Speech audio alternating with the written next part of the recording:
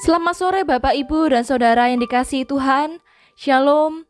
Bagaimana kabar Bapak Ibu dan Saudara? Apabila ada suatu sidang jemaat yang sangat kokoh, berpegang pada ajaran yang benar, tak kenal lelah melayani Tuhan, bahkan sampai harus menderita sengsara karena Tuhan, itulah jemaat Efesus. Mari kita mengambil saat teduh sejenak.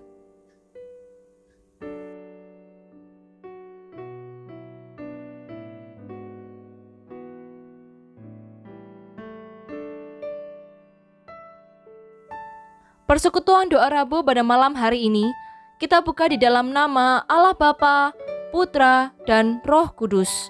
Amin. Militansi mereka bagi Tuhan tak diragukan lagi. Kecintaan mereka pada kebenaran Injil tidak kenal kompromi. Bahkan mereka mengkritik pengajar-pengajar palsu dan membongkar kesesatan mereka, baik dari segi pengajaran maupun moralitas. Sungguh, mereka menjalankan amanat rasuli untuk menguji roh. Tuhan sendiri memuji jemaat Efesus. Aku tahu segala pekerjaanmu, baik jerih payahmu maupun ketekunanmu. Hormat bagi Allah.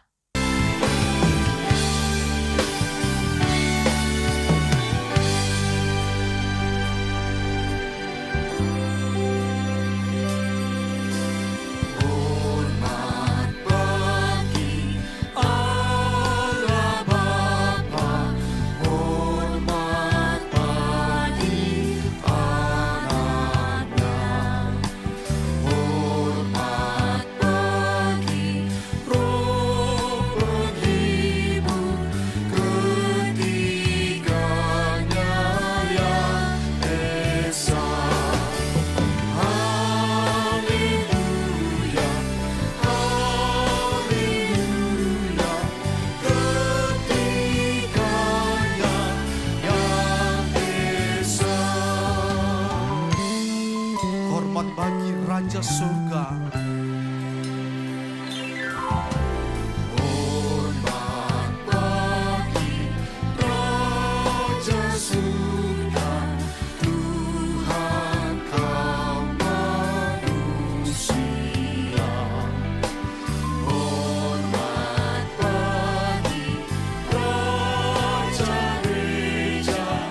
di seluruh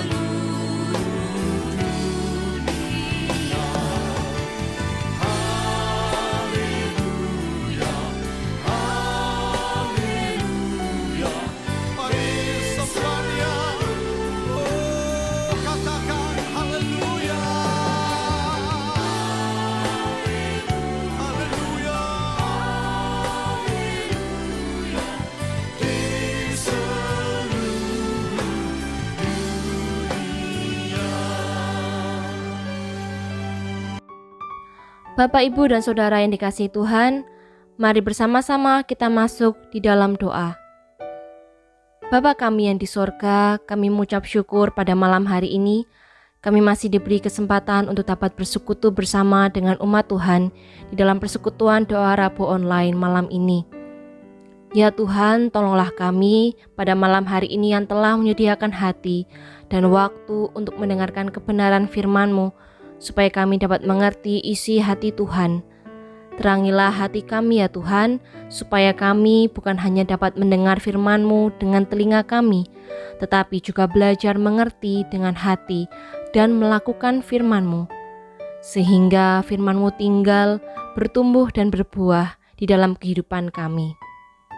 Kiranya melalui persekutuan pada malam hari ini, kami makin dapat mengerti dan diteguhkan oleh firman-Mu. Tolonglah hamba-Mu yang akan menyampaikan firman Tuhan pada malam hari ini. Inilah doa kami yang kami naikkan hanya di dalam nama Tuhan Yesus. Kami sudah berdoa. Amin. Namun, Tuhan juga menegur keras jemaat Efesus karena ada kekurangan yang menurut pandangan Tuhan fatal.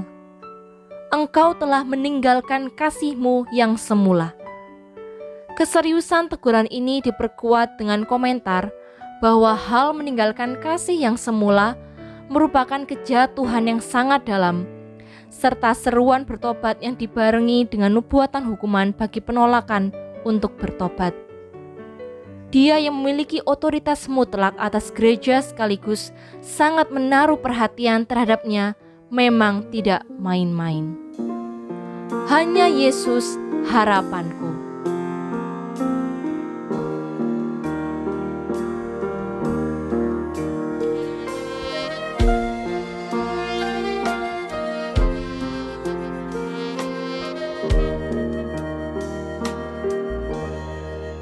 Hanya Kristus harapanku, Dia terang dan kuatku, batu penjuru yang teguh di kala badai menderu. Kasih dan damai-Nya besar, kalau tak takut dan gentar, menghiburku naunganku, dalam kasih-Nya ku teduh. Hanya Kristus yang bersedia turun menjadi manusia, datang selamatkan umatnya, walau dihina dicerca, sampai Dia mati di salib, menanggung murka ilahi. Semua dosaku ditebus, karena mati-Nya ku hidup.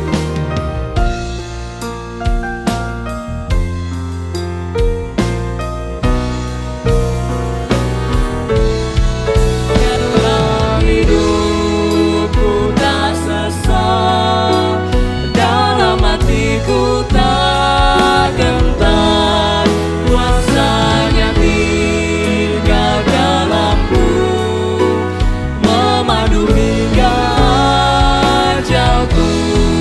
Tiada yang dapat pisahkan ku dari tangan kasih-Nya, hingga Dia manggilku pulang, dalam kuasa-Nya ku teguh.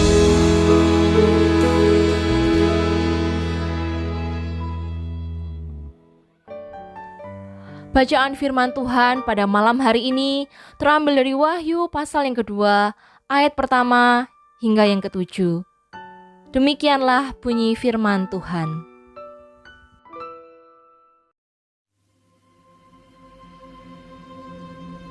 Tuliskanlah kepada malaikat jemaat di Efesus. Inilah firman dari Dia yang memegang ketujuh bintang itu di tangan kanannya dan berjalan di antara ketujuh kaki dian emas itu. Aku tahu segala pekerjaanmu, baik jerih payahmu maupun ketekunanmu. Aku tahu bahwa engkau tidak dapat sabar terhadap orang-orang jahat, bahwa engkau telah mencobai mereka yang menyebut dirinya rasul, tetapi yang sebenarnya tidak demikian, bahwa engkau telah mendapati mereka pendusta. Dan engkau tetap sabar dan menderita oleh karena namaku, dan engkau tidak mengenal lelah. Namun demikian, aku mencela engkau, karena engkau telah meninggalkan kasih-Mu yang semula.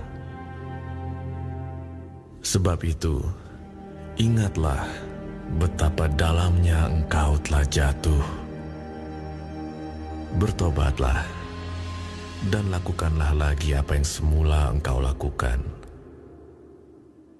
Jika tidak demikian, aku akan datang kepadamu dan aku akan mengambil kaki dianmu dari tempatnya, jikalau engkau tidak bertobat. tetapi ini yang ada padamu, yaitu engkau membenci segala perbuatan pengikut-pengikut Nikolaus, yang juga kubenci. Siapa bertelinga, hendaklah ia mendengarkan apa yang dikatakan Roh kepada jemaat-jemaat. Barang siapa menang, dia akan kuberi makan dari pohon kehidupan yang ada di Taman Firdaus Allah. Saudaraku yang dikasihi Tuhan, meninggalkan kasih mula-mula bukan menunjuk pada lunturnya kasih kepada Tuhan.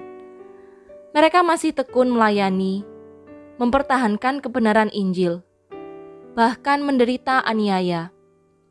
Namun semua itu bukan karena kecintaan, tetapi kebiasaan.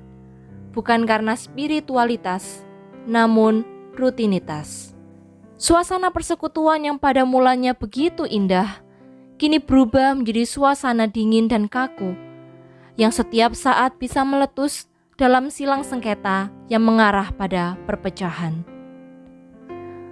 Tetap cinta Yesus, kita naikkan pujian ini sebelum mendengarkan firman Tuhan.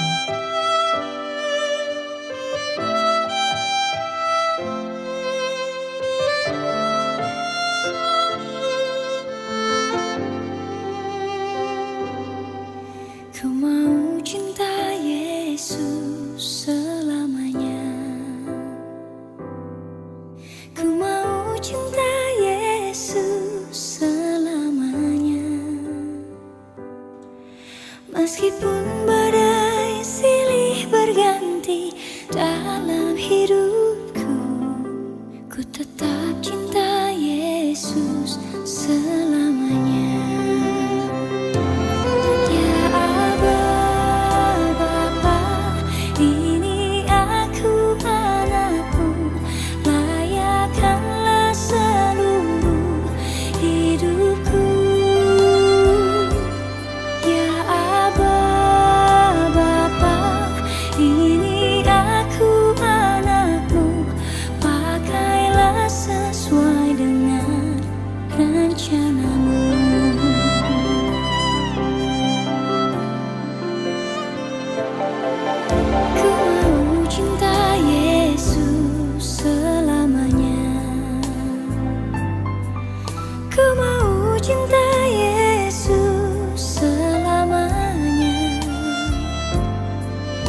Meskipun badai silih berganti dalam hidupku, ku tetap cinta Yesus selamanya. Ya Aba, Bapa, ini aku anakmu, layakkanlah seluruh hidupku.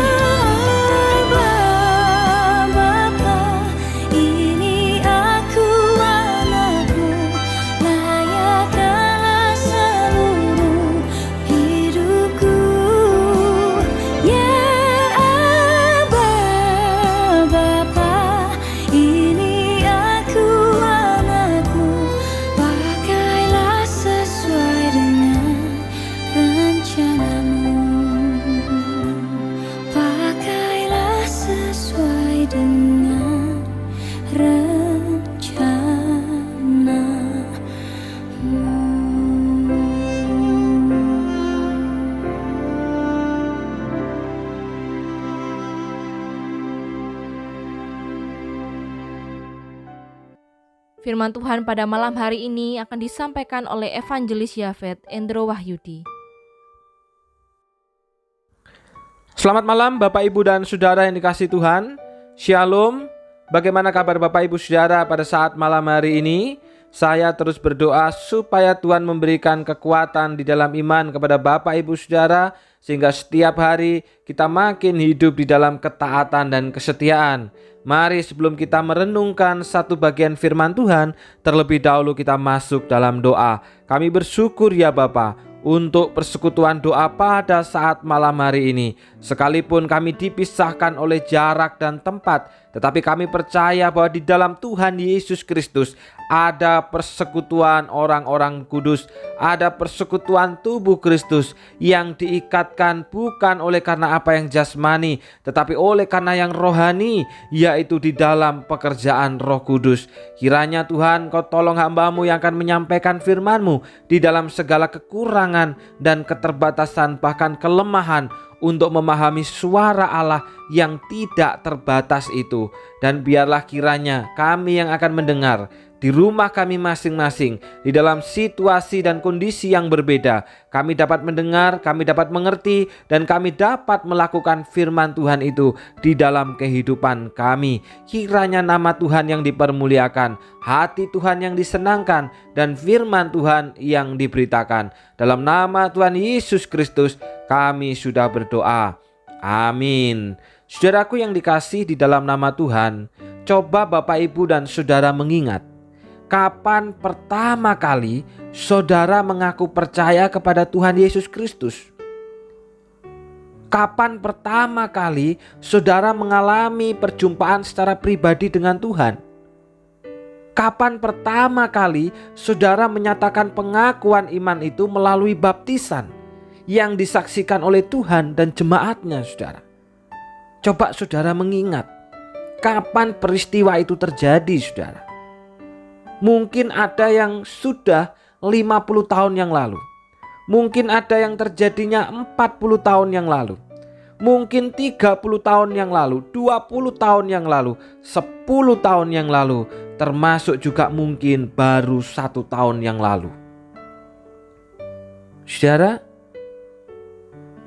pertanyaannya adalah, apakah cinta kita yang pertama dulu kepada Tuhan, ketika baru pertama kali kenal Tuhan, ketika baru mengaku percaya kepada Tuhan, ketika baru pengakuan itu dinyatakan melalui baptisan, cinta itu masih sama sampai hari ini?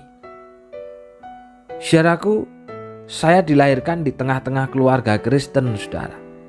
Sekalipun kakek saya seorang kiai yang cukup terpandang, namun ketika saya berada dalam kandungan, ibu saya sudah menjadi seorang Kristen. Namun demikian, saudara, walaupun saya dilahirkan di tengah-tengah keluarga Kristen, saya baru mengalami perjumpaan pribadi dengan Tuhan itu pada saat SMP, saudara. Ketika suatu kali saya ikut KKR di sana, dan kemudian saya mengaku di hadapan Tuhan, saya menerima Tuhan, saya mau mengikut Dia setiap hari. Dan kemudian, saudara, saya dibaptis pada 7 Maret 2021. Dan pada saat itu, saudara, betapa saya begitu semangat mencari dan melayani Tuhan.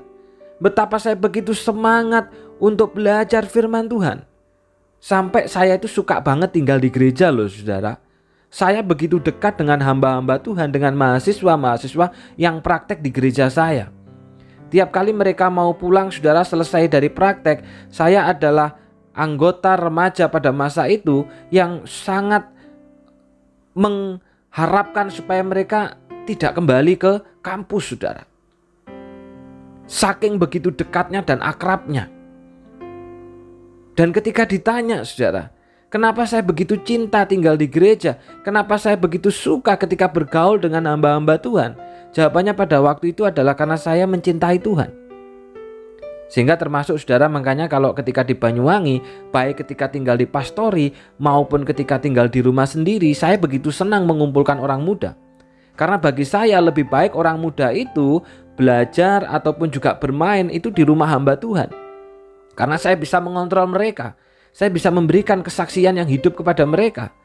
Karena bagaimana saya hidup di gereja, demikian juga ketika saya hidup di rumah, saudara. Nah, saudaraku yang dikasih dalam nama Tuhan, memang kondisi ini berbeda dengan sekarang. Karena sekarang kan pandemi.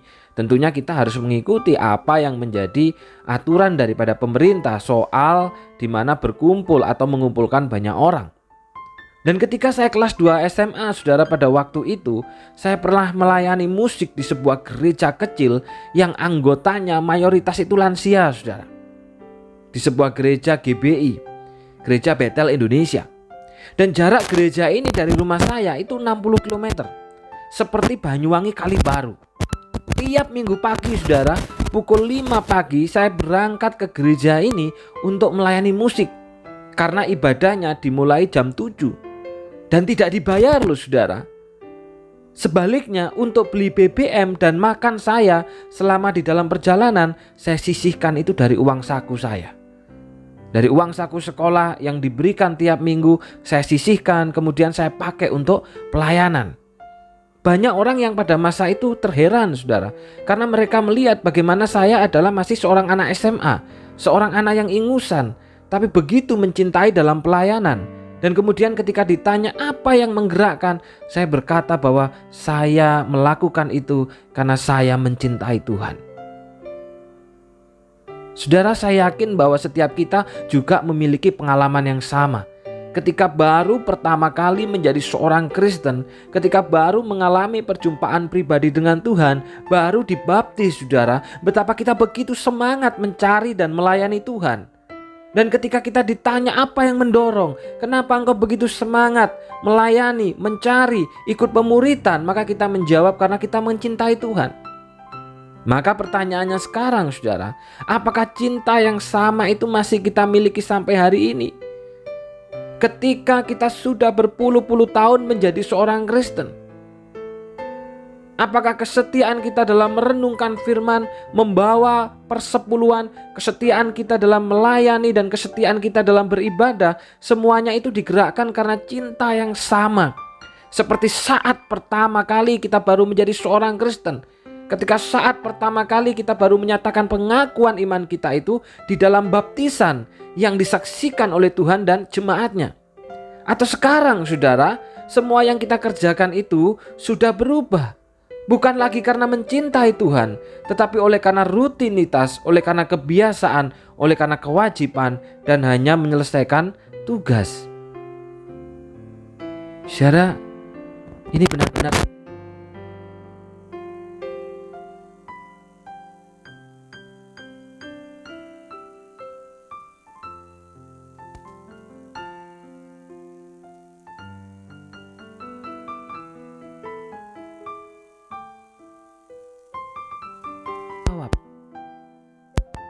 Lalu bagaimana respon Tuhan ketika melihat umat yang begitu dikasihinya mengerjakan kehidupan rohani, mengerjakan kesetiaan, mengerjakan pelayanan, itu bukan lagi karena cinta, namun karena rutinitas, karena kebiasaan, karena kewajiban. Apakah Tuhan diam dan membiarkan, atau sebaliknya Tuhan menegur umatnya? Saudara, gereja Efesus yang tadi sudah kita dengarkan pembacaan firman Tuhannya, gereja yang didirikan oleh Paulus, yang kemudian bersama-sama dengan Priscilla dan Aquila tinggal di sana dalam perjalanan misionaris yang kedua, sudah sekitar tahun 52 Masehi. Lalu kemudian, saudara, Paulus meninggalkan Efesus, sedangkan Aquila tetap di Efesus. Dan dalam perjalanan misionarisnya yang ketiga, Paulus singgah ke Efesus lagi dan melayani gereja ini selama kurang lebih sekitar 3 tahun. Selain Paulus, saudara, Timotius juga melayani di Efesus. Rasul Yohanes juga pernah tinggal dan melayani di Efesus. Jadi, saudara, gereja Efesus ini adalah gereja yang didirikan dan digembalakan oleh orang-orang yang hebat, saudara. Di antara Paulus, Priscilla, Aquila, Timotius, dan Yohanes sendiri yang menulis. Sehingga tidak mengherankan dijuluki sebagai gereja induk, gereja pusat. Saya mengambil contoh, saudara, kalau di wilayah 5 Banyuwangi yang dimaksud dengan gereja induk itu tentunya adalah GKT Genteng. Kenapa GKT Genteng? Karena GKT Genteng adalah GKT yang pertama kali berdiri di wilayah dan kemudian melahirkan GKT lain, GKT Banyuwangi, GKT Rogo Jampi, GKT Jajak, GKT Muncar. Demikian juga saudara, gereja Efesus ini disebut sebagai gereja induk karena ini adalah gereja yang pertama kali berdiri. Dan sekitar 40 tahun setelah gereja ini didirikan oleh Paulus, Tuhan memuji mereka dengan berkata dalam Wahyu 2 ayat 2 sampai dengan yang ketiga, "Aku tahu segala pekerjaanmu, baik jeripayahmu maupun ketekunanmu. Aku tahu bahwa engkau tidak dapat bersabar terhadap orang-orang jahat, bahwa engkau telah mencoba mereka yang menyebut dirinya rasul, tetapi yang sebenarnya tidak demikian, bahwa engkau telah mendapati mereka pendusta, dan engkau tetap sabar dan menderita oleh karena namaku, dan engkau tidak mengenal lelah." Saudara, saat yang dipuji oleh Tuhan dari manusia bisa jadi subjektif, saudara. Bisa pun tidak suka. Tetapi pujian ini justru datang dari Tuhan sendiri, saudara. Jemaat Efesus adalah jemaat yang giat dalam pelayanan. Hal ini dinyatakan dengan pujian Tuhan yang mengatakan bahwa aku tahu pekerjaanmu, baik jeripayahmu maupun ketekunanmu. Pekerjaan yang dimaksud di sini, saudara, bukan pekerjaan sehari-hari, tetapi lebih menunjuk kepada pekerjaan pelayanan. Mereka juga memiliki ketekunan, saudara. Karena jemaat Efesus berada di tengah-tengah kota yang besar, yaitu Efesus, di mana kota ini menjadi tempat pertemuan dari banyak agama, salah satu pusat penyembahan kaisar, dan pusat penyembahan kepada Dewi Diana atau Artemis. Nah, saudara, ini menyebabkan gereja di Efesus dibenci oleh banyak orang di sana. Karena apa? Karena mereka tidak mau nyembah kaisar. Karena mereka mau menjadi orang Kristen yang murni. Dan bahkan saudara, mereka pun juga diboikot sehingga kehilangan langganan di dalam bisnisnya. Bahkan mendapatkan problem dalam berbelanja. Mereka pun juga mengalami penganiayaan secara fisik, saudara. Karena mereka tetap teguh untuk hanya menyembah Tuhan Yesus Kristus sebagai Tuhan dan kaisar bukanlah Tuhan. Saudara yang dikasihi di dalam nama Tuhan, menghadapi semuanya itu dikatakan mereka tetap bertekun. Bagaimana di tengah penderitaan yang dialami, kesetiaan dan semangat mereka dalam melayani Tuhan tidak berkurang. Wow, amazing sekali, saudara. Jujur ketika saya belajar ini, saudara, saya minder loh, saudara, melihat semangat mereka yang sedemikian hebat di dalam pekerjaan Tuhan. Mereka pun juga dikatakan sehat dalam persekutuan, saudara. Ini dinyatakan dengan ayat, engkau tidak sabar dengan orang-orang jahat. Dalam terjemahan lain, saudara, aku tahu bahwa kalian tidak membiarkan adanya dosa di antara anggota-anggota kalian.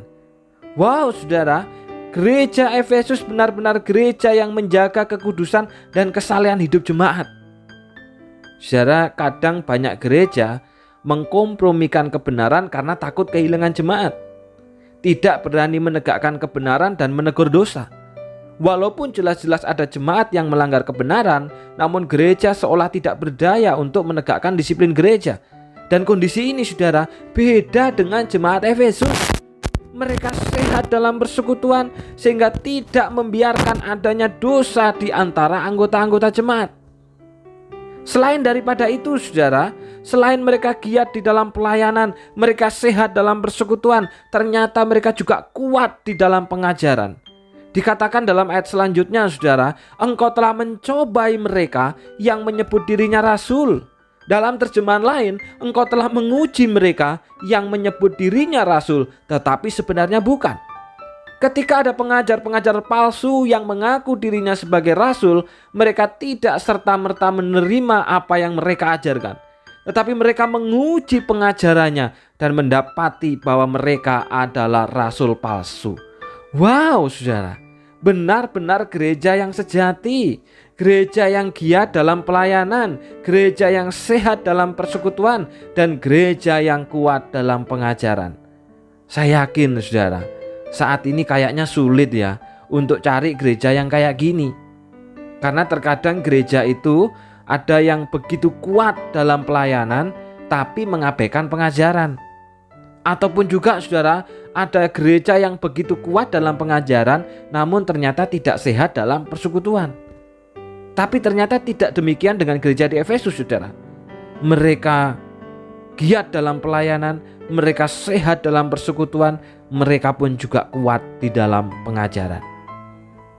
Dan selanjutnya, saudara, apa kata Tuhan terhadap gereja yang sedemikian hebat dan istimewa ini? Dalam Wahyu 2 ayat yang keempat, di sana firman Tuhan katakan, namun demikian, aku mencela engkau. Dalam terjemahan lain, saudara, tetapi aku kecewa dengan kalian.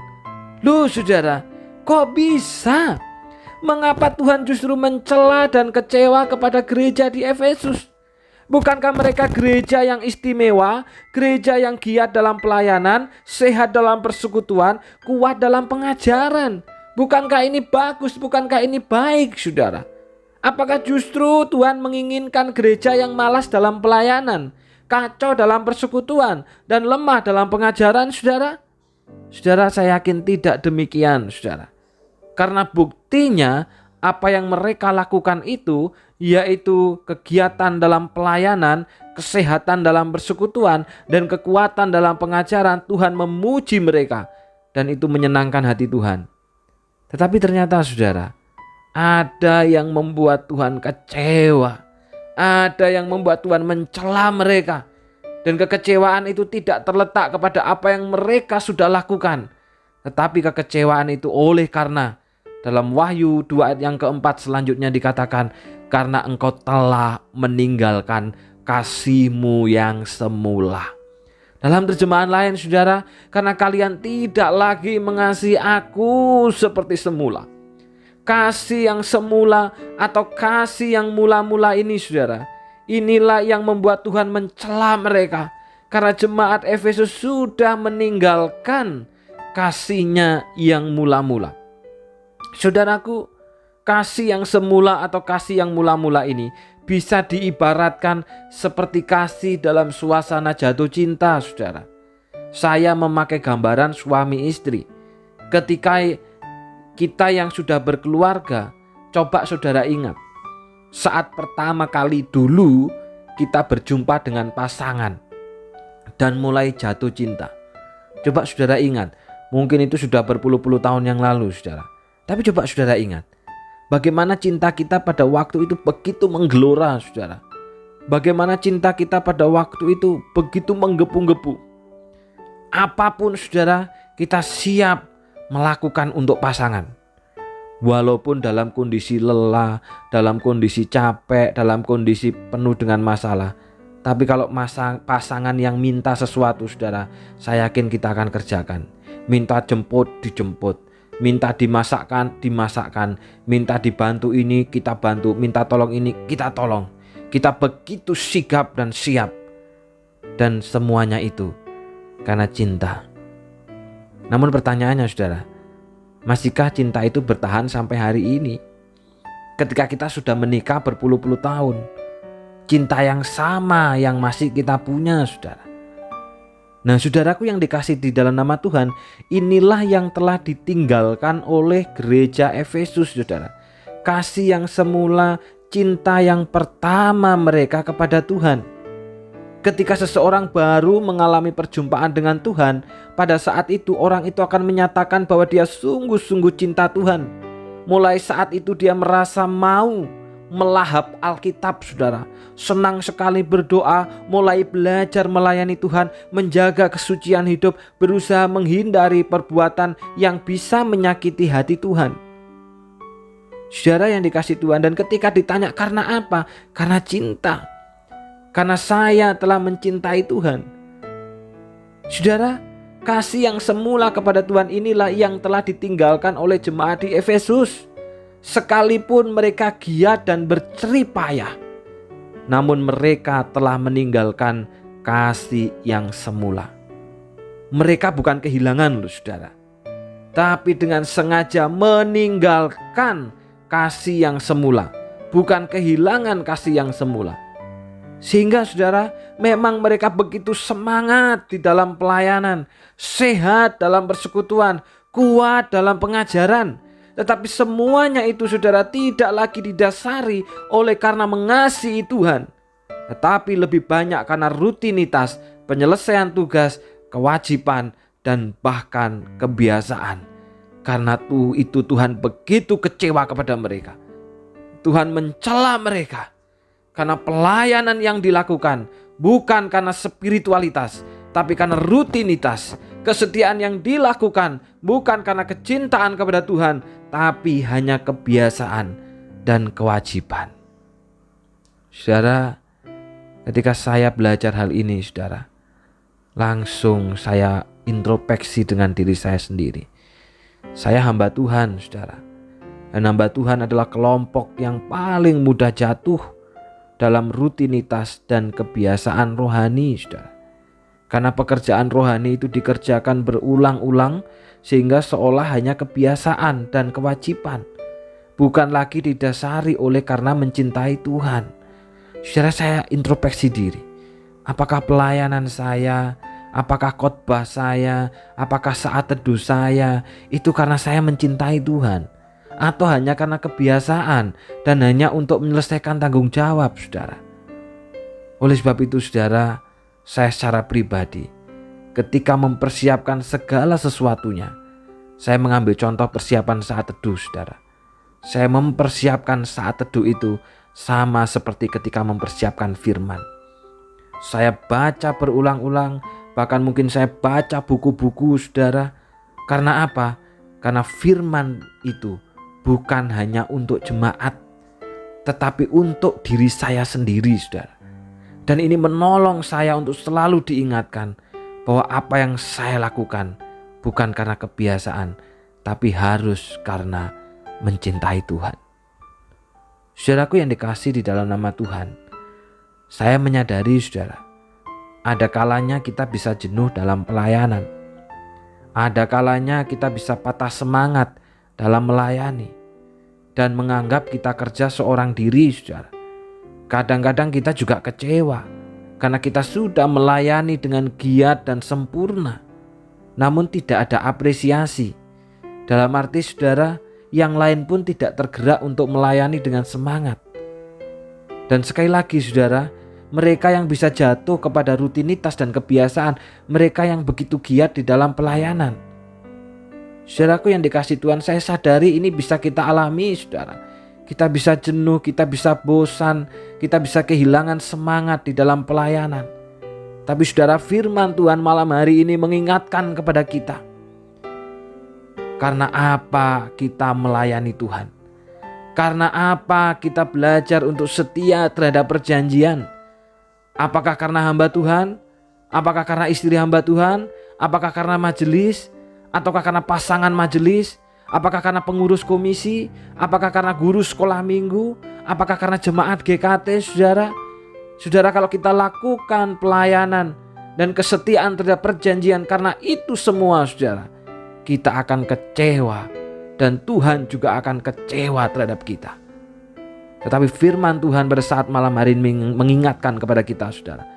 Mari semua pelayanan dan kehidupan rohani, kesetiaan dengan perjanjian itu kita kerjakan karena mencintai Tuhan. Seperti cinta kita pertama ketika baru mengenal Tuhan, ketika baru percaya kepada Tuhan, ketika baru berjumpa dengan Tuhan, kita kerjakan semuanya karena mencintai Dia. Maka disitulah kita akan menemukan sukacita dan damai sejahtera, saudara. Orang bisa jadi tidak mengapresiasi. Orang bisa jadi akan menolak apa yang kita kerjakan. Orang bisa jadi akan mencela kesetiaan kita terhadap perjanjian. Tetapi saudara, karena kita melakukannya karena mencintai Tuhan, maka Tuhan pun akan senang terhadap apa yang kita kerjakan. Dan ketika orang itu mencela kita, sama artinya mencela Tuhan. Ketika orang itu menolak apa yang kita kerjakan, sama artinya menolak Tuhan, saudara. Karena itu disitulah kita menemukan damai sejahtera, menemukan sukacita di sana. Saudara, ayo kita bangkit lagi, saudara. Kalau kita mulai pelayanan kita mulai kendor, kehidupan kerohanian kita mulai kendor, saudara.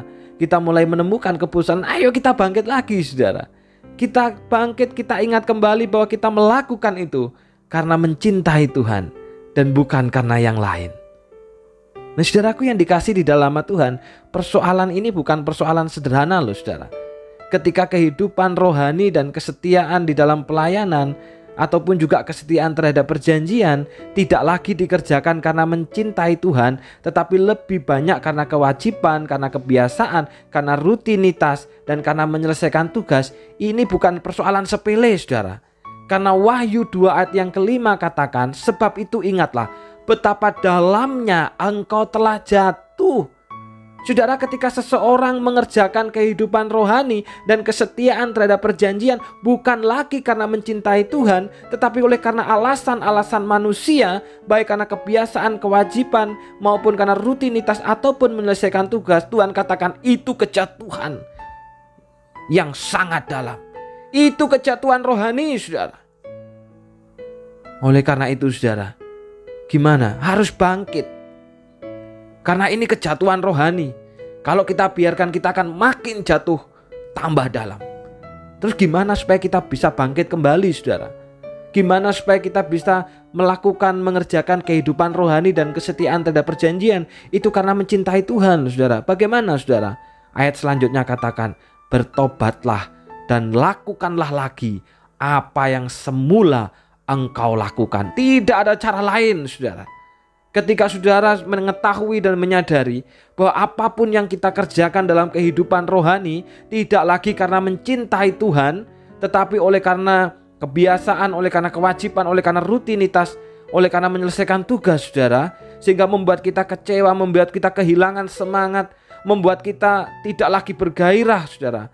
Maka firman Tuhan katakan apa? Bertobatlah dan lakukanlah lagi apa yang semula engkau lakukan.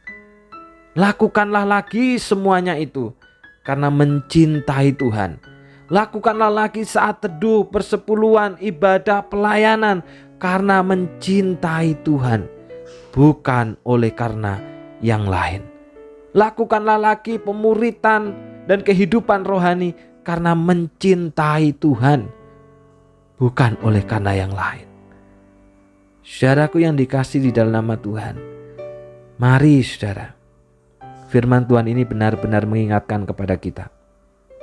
Kita yang begitu rajin, kita yang begitu semangat. Apabila sudah kita kerjakan karena mencintai Tuhan, puji Tuhan. Tetapi apabila ternyata ada perubahan dan pergeseran saudara, mari kita kembali, kita kerjakan itu karena mencintai Tuhan. Sebaliknya saudara, kita yang mulai aras-arasan, kita yang tidak semangat, kita yang kehilangan gairah, apalagi karena pandemi dan secara online ini saudara, ayo saudara, bertobatlah dan lakukan lagi apa yang semula engkau lakukan. Lakukan karena mencintai Tuhan. Ketika saudara mencintai Tuhan, maka segala persoalan yang terjadi di sekeliling kita tidak akan pernah menghalangi persekutuan kita kepadanya. Karena alasannya bukan soal online, alasannya bukan soal tidak online, alasannya bukan soal enak maupun tidak enak, tetapi karena saya mencintai Tuhan. Ulangan 6 ayat yang kelima. Kasihilah Tuhan Allahmu dengan segenap hatimu dan dengan segenap jiwamu dan dengan segenap kekuatanmu. Mari saudara, lakukan segala sesuatunya. Kesetiaan kita, pelayanan kita karena mencintai Tuhan dan bukan karena yang lain. Mari kita berdoa. Terima kasih Bapa. Firman-Mu pada malam hari ini menegur kami Tuhan.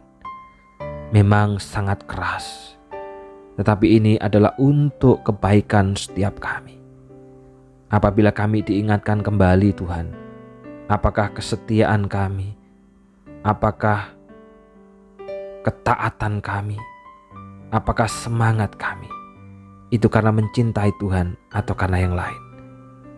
Jikalau bukan karena mencintai Engkau Bapa, biarlah kami kembali kepada seperti yang semula kami lakukan. Segala sesuatu yang kami kerjakan karena mencintai Engkau. Tetapi apabila kami pada saat ini mulai kehilangan semangat, mulai patah semangat, mulai tidak bergairah lagi dalam kehidupan rohani Bapa. Biarlah kami juga diingatkan kembali supaya kami bertobat dan kembali kepada apa yang semula kami lakukan. Kami melakukan itu karena mencintai Engkau. Sama seperti saat pertama kali kami baru berjumpa dengan Tuhan. Saat pertama kali kami menyatakan pengakuan iman kami di dalam baptisan Tuhan. Dan jangan biarkan kami menganggap semuanya ini adalah hal yang biasa. Karena kalau kami membiarkannya Tuhan, mengerjakan segala sesuatu bukan karena mencintai Engkau, bahkan juga membiarkan kami berada dalam kebosanan, ketidakgairahan, ketidaksemangatan, maka kami telah berada dalam kejatuhan rohani yang paling dalam Tuhan. Karena itu bangkitkan kami, bangkitkan umat-Mu, murnikan kesetiaan kami, murnikan semangat kami di dalam kesetiaan terhadap perjanjian dan dalam kehidupan rohani, bahkan dalam pelayanan. Itu semuanya kami kerjakan karena kami mencintai Engkau. Dan disitulah kami akan menemukan sukacita dan damai sejahtera. Karena nama Tuhan yang dipermuliakan. Terima kasih Bapa. Dalam nama Tuhan Yesus kami sudah berdoa. Amin. Bapak Ibu Saudara, firman Tuhan kita telah selesai. Dan sebentar mari kita bersama-sama akan saling mendoakan. Oleh karena itu Bapak Ibu Saudara yang bersedia untuk berdoa dan mendoakan, didoakan dan mendoakan, dapat memberikan tanda jempolnya supaya saya dapat bisa mengetahuinya. Selamat malam dan Tuhan memberkati.